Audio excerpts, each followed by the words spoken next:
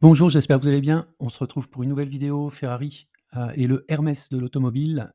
Donc Ferrari a publié ses résultats 2024, ils sont bons, on va voir ça dans le détail dans cette vidéo.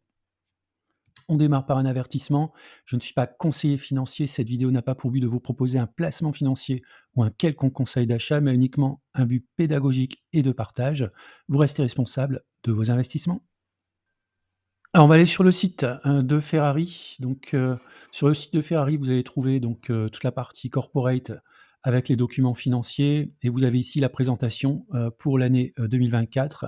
C'est la publication du 4 février. Donc si on va dans le détail de la publication, donc qu'est-ce qu'on peut retenir? Eh bien, c'est, pour Ferrari, une nouvelle année, de performance solide avec un dépassement, des objectifs et une attente, de croissance pour l'année 2025.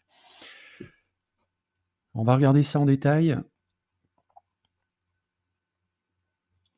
Alors Ferrari, pourquoi je dis c'est le Hermès de l'automobile, hein, puisqu'on est vraiment dans la haute couture, puisque Ferrari a vendu en 2024 13 752 véhicules, donc à peu près la même quantité, que l'an dernier. On va voir, elle a amélioré, donc ses marges, donc ce qui, fait que, Ferrari a vraiment une maîtrise, complète, de son, pricing. Donc en termes de véhicules, on est quasiment stable, une légère hausse de 0,7. Par contre, en revenus, on est quasiment à plus 12. Donc ce qui va se traduire aussi sur les indicateurs, financiers, donc en valeur et en marge pour l'EBIT, qui est donc le earning before interest and tax. En gros, c'est les bénéfices avant les intérêts et les taxes de 1,8 milliard, ce qui correspond en marge, d'EBIT de 28. Alors, ce qui m'intéresse moi, c'est, donc 2 indicateurs, le free cash flow. Le free cash flow qui a augmenté de 10 et le earning per share qui a augmenté de 22. Donc ça, c'est plutôt positif. Ça veut dire qu'avec un chiffre d'affaires croissant de 10, la société a amélioré, quasiment, 2 fois, le, bénéfice par action et à même hauteur l'amélioration du free cash flow. Alors vous avez ensuite dans le détail, le marché sur lequel la société vend, ses véhicules. Donc on voit que l'Europe reste quand même assez dynamique avec une croissance de 45 141 véhicules vendus, mais qui arrive derrière les États-Unis avec près de 200 véhicules vendus, une croissance de 29. Asie-Pacifique, qui inclut, donc la Chine, on voit que, sur la partie Chine, on est légèrement en baisse. Par contre, sur le reste d'Asie-Pacifique, on est en hausse de 17.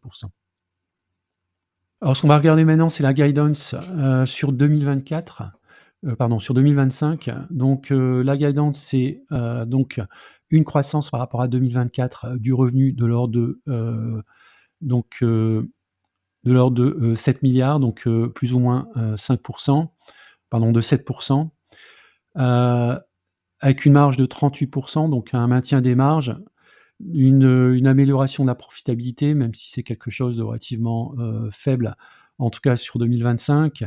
Un EBITDA prévu également en croissance, qui passerait de 8,46 à 8,60 et un free cash flow qui lui grossirait, d'à peu près, 17, ce qui est quand même plutôt de très bons chiffres.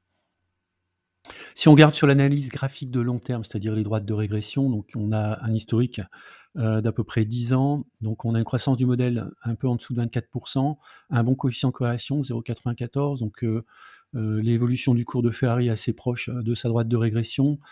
Sur les 12 derniers mois, donc on a eu la croissance du modèle de 24.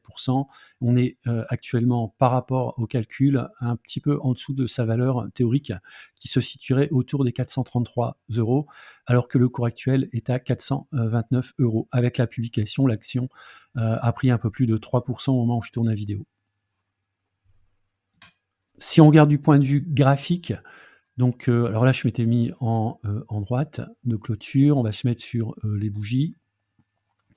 Donc depuis, le mois de février 2024, la société évoluait, dans un, range. J'avais dessiné ici, on avait touché plusieurs fois le haut et le bas du range. On était sorti par le haut la semaine du 16 août 2024, donc j'ai reporté le range, à nouveau, dans, la zone. Du point de vue un peu plus long terme, on voit elle est bien dans un couloir ascendant. On est actuellement ici sur une zone, plutôt basse en fait, du couloir ascendant. On voit ici le support de la moyenne mobile à 200 jours.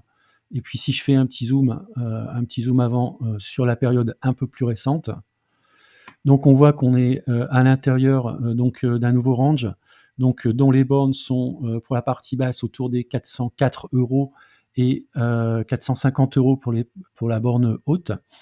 Donc on avait également ici une oblique de résistance qu'on vient de franchir. Donc si on clôture, alors là on est sur du daily, hein, si on clôture la journée au-dessus, c'est plutôt bon signe. Donc ça veut dire qu'on se dirige, potentiellement vers le haut du range. Donc ce qui donnerait encore une possibilité de progression de l'ordre de, 5. Ensuite, le deuxième niveau, ce serait d'aller chercher le haut, du couloir ascendant qui lui se situerait autour des 480 €, ce qui donnerait, ici une hausse potentielle, d'un peu plus de 12 pour atteindre ce niveau. Position et stratégie sur Ferrari. Donc Ferrari, je le détiens au sein du PEA, donc c'est tout à fait possible. J'en ai, 10 pour une valorisation à 4 270 €. Je suis en plus-value de 5,73,83 € et la société pèse, la ligne pèse 3,11 dans mon portefeuille. Alors en termes de dividendes, donc on n'achète pas Ferrari pour les dividendes. Sachez néanmoins que les dividendes, en Italie sont fortement taxés, hein, le rendement de 0,61 c'est un rendement brut. Donc il y a un taux, d'imposition sur les dividendes qui est assez élevé. Par contre, ce qui est intéressant pour moi, c'est vraiment la croissance du modèle qui est de 24 avec un bon coefficient de corrélation de l'ordre de 0,94. Donc c'est une action de croissance de fonds de portefeuille, a effectué une bonne publication donc sur l'année 2024 avec, de bonnes guidances pour 2025. Pour moi, ce sera un renforcement sur les 405 € et je réfléchis éventuellement aussi au cours actuel, à renforcer ma ligne. Voilà, c'est la fin de la vidéo. Je vous remercie d'avoir regardé. N'hésitez pas à mettre un commentaire si vous le souhaitez et puis je vous dis à bientôt pour une prochaine vidéo.